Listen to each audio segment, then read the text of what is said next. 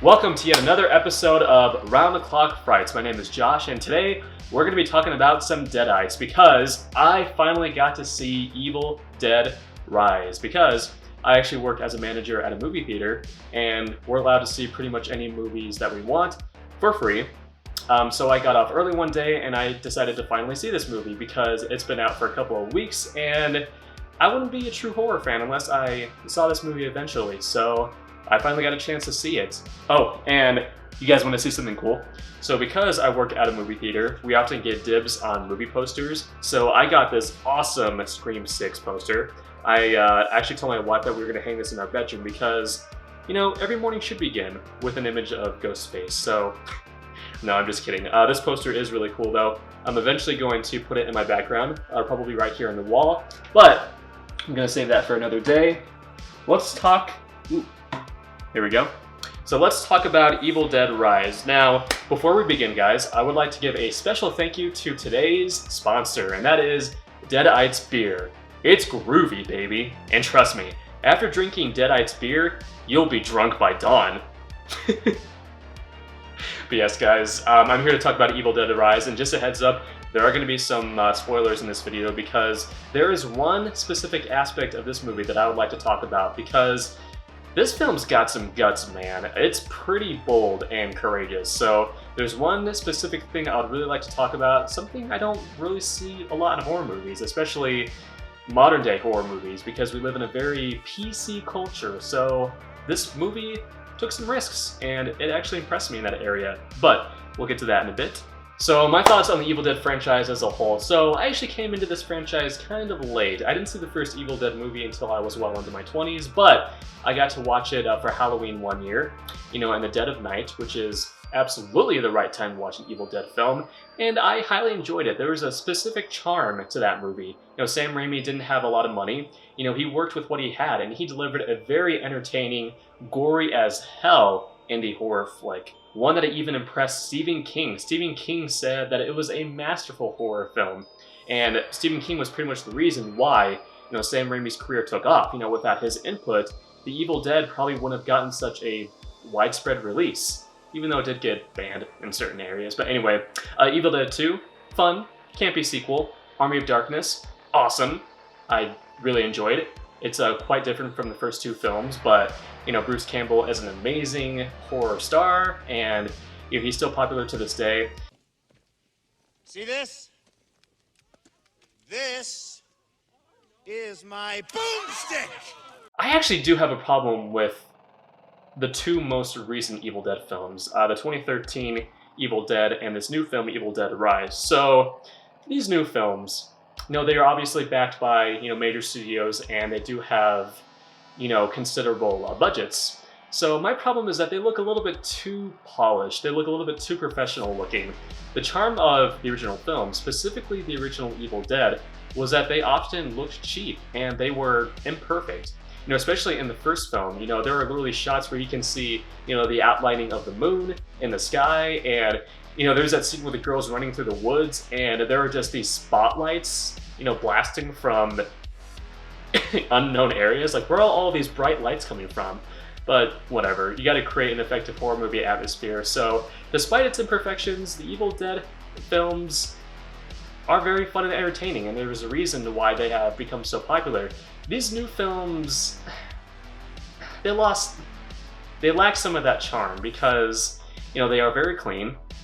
You know, they have gorgeous cinematography. Fede Alvarez directed the 2013 film, and Lee Cronin, who also directed another horror film, The Hole in the Ground, directed this one. And while I do enjoy both of these, you know, modern Evil Dead films well enough, I don't find them to be particularly top tier, you know, when it comes to the rest of the Evil Dead films. So, Evil Dead Rise was originally supposed to be released directly to streaming on HBO Max, but the studio saw a cut of it and were like, you know what? This is high quality, we're gonna put this stuff in theaters. And I'm glad they did, because this deserves to be seen with a large audience. And the director, Lee Cronin, you know, he, as mentioned, he did make a horror film before this called The Hole in the Ground, which was a very effective atmospheric horror film. Check out Hole in the Ground, it's actually pretty well-made film. And I did have some initial concerns regarding this movie. So they wanted to do something different. You know, most of the other Evil Dead films take place in a cabin, except for Army of Darkness, which is actually why that's one of my one of my favorite films in the franchise, because it takes place in a medieval setting. It's very different. But, you know, the Evil Dead films are associated with, you know, cabins. You know, the original films took place in cabins, and people usually think of the woods when they hear the title Evil Dead. This new film decided to shake things up a bit, and it decided to, you know, take place in an apartment setting, which I wasn't initially concerned about, because I was worried this was just gonna come across as another generic haunted house movie, albeit a gorier version of a haunted house movie, but I was a bit worried that it wouldn't feel like an actual Evil Dead movie. I was worried that it was going to be a little bit too different from the original franchise, but thankfully, there's enough callbacks and references in this film to make the fans happy, and yes, it did feel like an actual Evil Dead movie through and through. Give me some sugar, baby. So, a brief plot description of Evil Dead Rise. So you have these two sisters. One of them is a guitar technician, although she is constantly being insulted for this. People actually label her as a groupie, which is very degrading. But she decides to visit her sister, played by Alyssa Sutherland, and her 3 kids. One night, a devastating earthquake occurs, and one of the kids discovers a hidden underground lair where they stumble upon the 3rd volume of the Necromonicon, the Book of the Dead, which can summon these incredibly evil demons that have a tendency to possess and violate human beings in often disgusting ways. And the rest of the movie is pretty much Evil Dead shenanigans, you know. The sister, played by Alyssa Sutherland, who, by the way, is tremendous in this movie. She gives a very physical performance. You know, she is often covered under mounds of makeup and prosthetics, but she is fantastic. You know, she strikes the right note because she's creepy, but she's also kind of comedic. So yeah, she's a lot of fun to watch. But anyway, she gets possessed and attempts to kill the rest of her family. She literally wants to rip them apart and see what their insides look like. Getting some Ghostface vibes here. What's up, sis? I had the most beautiful dream. It was the perfect day. And all I could think about was how much I wanted to cut you all open and then climb inside your bodies. Okay, so let's get into some of the pros of this movie. And by the way, guys, like I said in the beginning of this video, there are going to be some spoilers because I'm finally going to talk about that one aspect I was hinting at. So let's get to it. So, I actually did like most of the characters in this movie. For me, you need to have likable, sympathetic characters in a horror movie, you know, people to root for. And you know, the 2 sisters in this movie, they haven't seen each other in a while. You know, one of them is constantly on the road because she is a guitar technician. The other one has been stuck at home raising these 3 kids. Her husband has recently left her, so instantly you feel sympathy for these sisters. And I do like the kids in this movie. They each have very distinct, unique personalities. One of them is like a climate activist. Another likes to listen to old records. You know, they're kind of a DJ. The little girl in this movie, this is a very, very weird little girl. I can't recall the last time I saw such a strange little girl in a horror movie. She likes to decapitate dolls. She likes to put the heads of dolls on top of sticks. She's constantly talking about how the apartment is haunted by this ghost. This little girl isn't just a generic little girl. You know, she does possess some very, very bizarre traits, and yeah, I liked these characters. They were pretty well fleshed out. I mean, they weren't deep or complex, but I liked them well enough, and I didn't want to see anything bad happen to them, which leads into another major pro of this movie. So, usually in horror films, the kids are usually safe. You know, especially if they're the kids of the main characters. In these types of movies, the kids usually make it out alive. I mean, they're not necessarily safe. I mean, they might have bad things happen to them, a la, you know, Carol Ann and the Poltergeist movies, but they usually make it out okay by the end. Not in this film, man. This film has guts because 2 of the kids in this movie get brutally dismembered. I mean, my goodness, the one kid, she actually eats a literal wine glass. Like, she is just chomping down on bits of glass, and you see the shards of glass just protruding out of her neck. Oh my goodness gracious. And the other, gets stabbed in the arm, and, they end up dying as well. That's actually that's bold. And that's actually pretty disturbing, at least for me, because, just the idea that these kids don't make it out alive, that they become as dismembered and torn apart as, some of the other characters in this movie. Yeah. I applaud this film for taking that risk, and it was a sad sight to see because, again, you do grow attached to these characters, so to see these kids, just end up the way they do, it's actually pretty shocking. Another thing about this movie, this is an extremely well-shot movie. The cinematography is gorgeous. Lee Cronin really knows how to frame the shot. There's one shot in particular where one of the sisters is putting her hand inside a bathtub, and the camera is partially in the water, and you see her hand just break through the water, and it's a very creative Sam Raimi type shot. There's another shot where Alyssa Sutherland, you see an extreme close-up of her eyes, and you see, her family member standing in the background. That was another creepy effective shot. Lee Cronin, he's he's honestly becoming one of my favorite modern horror directors. Between this and Hole in the Ground, the guy knows his stuff, and I would love to see him, go on to make more films. But guys, let's talk about some of the cons of this movie, because it does rely on a few too many callbacks and references, and, it has alternate versions of sequences we've seen before in this movie. There's a scene where Alyssa Sutherland is inside an elevator, and, she gets assaulted by these wires, and it's reminiscent of the infamous tree rape sequence from the original Evil Dead. There's another scene where, two characters are inside an elevator and you just see it fill up with blood. Like, you see the buttons on the console and, they're just slowly filling up with blood.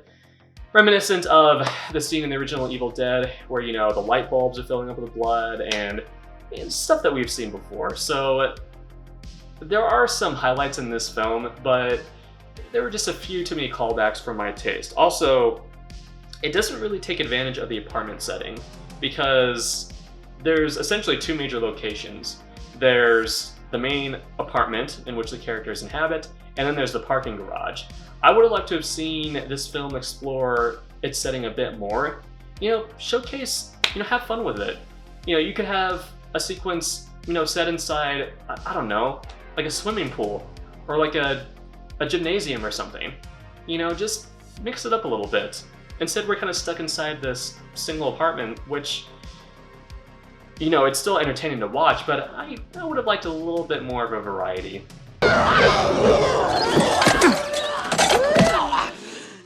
I'll swallow your soul! Come get some. Also, a lot of people have complained about the opening sequence of this film and how it feels shoehorned in. And while it does set the tone for the rest of the film, because it does take place in the woods. You have these young characters staying at this cabin, and Evil Dead shenanigans. It does lead to one of the most creative title reveals I have seen in quite some time. You may have seen stills of it on the internet, but man, just this glorious white shot where you see, these mountains sitting in the background, and then the title literally just slowly rises like from behind the mountains, and it is just an astonishing title reveal. And if I read correctly, you can actually see the text reflected in the water, in the lake water. That is some innovative shit right there. Yeah, that was ingenious. So, opening sequence, worth it just for the title reveal. Maybe that's why they did the opening sequence, because they knew they had a kick-ass idea for a title reveal, and that's why they threw it in there. You never know. Another thing about this movie is that it did feel like a work for hire. It did feel like they took a very talented artist and they told him to make an Evil Dead movie, but he had to conform to certain plot requirements, because if you watch Lee Cronin's previous film, it is very different. It's not gory in the slightest. It relies much more on atmosphere and, slow-moving sequences than this film. This film is like almost a non-stop roller coaster ride. So I would like to see Lee Cronin make some more original content in the future, because he's proven himself to be a very capable horror director. I'd like to see him, make a film like Don't Breathe, because Fede Alvarez, the director of the Evil Dead remake in 2013, he got to make Don't Breathe, which was an original horror film and a very creative horror film. So yes, now that Lee Cronin has entered the mainstream, I'd like to see him bring some more original, works to the big screen. I texted a friend of mine, and I told him that I'd finally watched this movie, and he was asking me what my favorite moment from the film was. You've seen it in all the trailers, man. It's the people sequence. What a creative horror sequence. I mean, my goodness, I loved the people sequence where, characters just looking, through the people in their front door, and, you see all this bloodshed and carnage taking place outside in the hallway, and oh man, what an unsettling sequence. I loved the peephole sequence in this film. And, just put yourself in the character's shoes. You're looking through this small peephole and you see all of this insane, violent stuff happening, right outside your door. Yeah, it's pretty unnerving. And, there's that glorious shot where Alyssa Sutherland is looking directly, into the peephole, with that, just unhinged smile on her face, and we can do nothing but stare directly into her eyes. Oh man, what a I love that sequence. It was pretty brilliant. So yes, guys, those are my overall thoughts on Evil Dead Rise. I still had a good time with it. The audience I was sitting with had a good time as well. In fact, I don't think some of them had any idea what they were in for, because I saw some of them exiting the theater, and there were some couples that looked a bit distraught. Definitely not a good first date movie unless you know what you're getting into. Both of you are horror fans, then by all means, go on a date to see this movie, because you'll definitely have a good time. But yes, guys, overall, a decent Evil Dead Rise film. I would still classify it as groovy. Definitely go see it. In the theater while you can. I know it's been out for a couple of weeks, but, head out, go see it with an audience, before, it leaves the theaters. You'll definitely have a good time. But guys, I wanted to mention something. I am going to be doing less movie reviews in the future, because I like to make videos that are a bit more unique, because everyone's making movie reviews, and I would like to put my own stamp on things. So I'm going to be focusing more heavily on editorials going forward. I always have fun making those types of videos. You can check out some of my other editorials on this channel. I made one about Nina Tucker from Fullmetal Alchemist, and I made some others as well. But I just want to do something different. So that'll be my main focus going forward. I'll still throw in a movie review every now and then, but I'm not going to be reviewing every major release that comes out. Just a heads up, guys. That's where I currently stand. But yes, I would love to hear your thoughts on Evil Dead Rise as well, guys. Did you have a good time watching this film? Man, gory horror films are making quite a comeback. Between this and Terrifier 2, bring on the gore. Because I'd be lying if I said I wasn't a little bit of a gore hound. So, yeah, just bring it on. Bring on all the bloodshed. Bring on all the carnage, Hollywood. Just show me what you got. Show me what you got. But yes, guys, please, if you liked this, please subscribe to my channel, Round the Clock Frights, for more horrific content. I have more videos in the works. Videos I'm very excited to get started on. And have a very, very scary day, boys and ghouls. Stay safe out there. And enjoy your Deadites. And your Deadite beer. Don't forget to drink some of that, because it's groovy, baby. Anyway, guys, take care and come get some.